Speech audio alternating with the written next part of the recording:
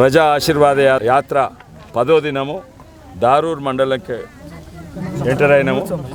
మున్నూరు సోమవరం గ్రామంలో ప్రజలు ఉత్సాహంగా ఉన్నాయి. కొన్ని గ్రామాలు వన్ వే ఉన్నాయి. లీడర్లు ఎక్కడ పోయినా గ్రామస్తులు అయితే నిర్ణయం తీసుకున్నారు, ఈసారి మోడీ అని.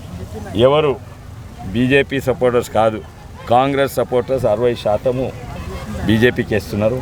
కాంగ్రెస్ సపోర్టర్స్ అని కాదు, పోయినసారి కాంగ్రెస్కి వేసిన వాళ్ళు ఈసారి బీజేపీకి వేస్తామని 60%, టీఆర్ఎస్ వాళ్ళు 75%. పోయినసారి టీఆర్ఎస్కి వేసిన వాళ్ళు ఈసారి 75% బీజేపీకి వేస్తున్నారు.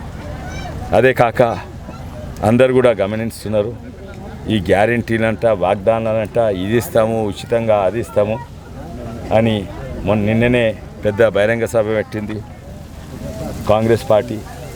అది ఎవరు కూడా నమ్ముతలేదు. ఇక్కడి నుంచి బస్సులు ఖాళీగా పోయినాయి. 500 రూపాయలు ఇస్తా అని చెప్పినా కూడా ఖాళీగా పోయినాయి.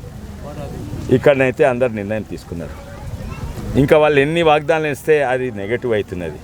చేతులున్నది చిప్ప, పైసలు లేవు.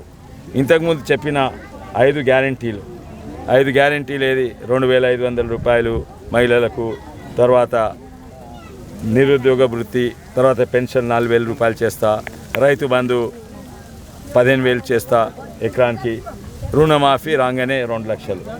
2 లక్షలు కాదు, 2 పైసలు లేవు. ఉన్న పెన్షన్లు సగం కడతలేరు. కరెంట్ కోతలు మొదలైనవి. కొన్ని గ్రామాల తాగునీరు సమస్య మొదలైంది. రోడ్లు చక్కగా లేవు. ఇంతో అంత ఏమైనా చేస్తుందంటే, ఇప్పుడు మొన్ననే ఈ అనంతగిరిపల్లి నుంచి ఇక్కడ కేంద్ర ప్రభుత్వం శాంక్షన్ చేసింది రోడ్డు. పీలారం నుంచి మైలారదేవులపల్లి నుంచి మోత్కపల్లి వరకు రోడ్డు 30 కోట్లతో శాంక్షన్ చేసింది. అది కాంగ్రెస్ ప్రభుత్వం ఉన్న. ఇవన్నీ ఎవరు చేయాలి? కేంద్ర ప్రభుత్వం అంటే కేవలం నేషనల్ హైవే, ఇది నేషనల్ హైవే కాదు. అయినా కూడా ఖజానా ఖాళీ అయిపోయింది. వాగ్దానాలు ఉత్తుతే చేస్తుండ్రు. ప్రజలు ఇబ్బంది పడొద్దని కేంద్ర ప్రభుత్వం, ఇక్కడ కాంగ్రెస్ ప్రభుత్వం ఉన్నా కూడా ఇక్కడనే పక్క గ్రామాలలో రోడ్డు కూడా శాంక్షన్ చేసింది.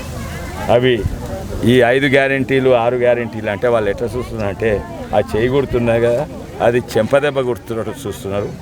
అండ్ ఈసారి గిట్ట అది పడితే అవి 5 చెంపదెబ్బలు, 6 చెంపదెబ్బలు, 6 గ్యారెంటీ చెంపదెబ్బలు అవి అని అనుకుంటున్నారు. 5 గ్యారెంటీ 6 గ్యారెంటీ చెంపదెబ్బలు అనుకుంటున్నారు. ఎందుకంటే అది ఇచ్చే వరకు ఆ చెంపదెబ్బ గుర్తుకైతే ఓటు వేయమని నిర్ణయం తీసుకుంటున్నారు.